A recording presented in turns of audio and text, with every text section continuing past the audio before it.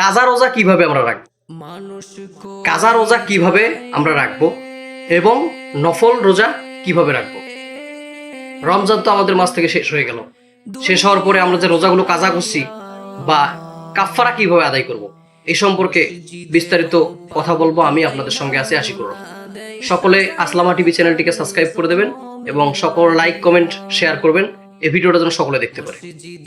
কাজা হচ্ছে কেউ যদি পার্সোনাল কোনো সমস্যার কারণে, যেমন মহিলাদের মাসিক বা ইত্যাদি কোনো পার্সোনাল সমস্যার কারণে রোজা সে 4টা 5টা 6টা 7টা রাখতে পারে না, সেই ক্ষেত্রে এই কাজা রোজাটা রাখতে পারবে। ঈদের পরে কাজা রোজা রাখতে হবে।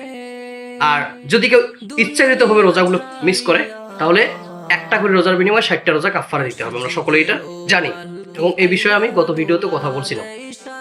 তৃতীয় কথা হচ্ছে নফল রোজা আমরা কিভাবে রাখবো।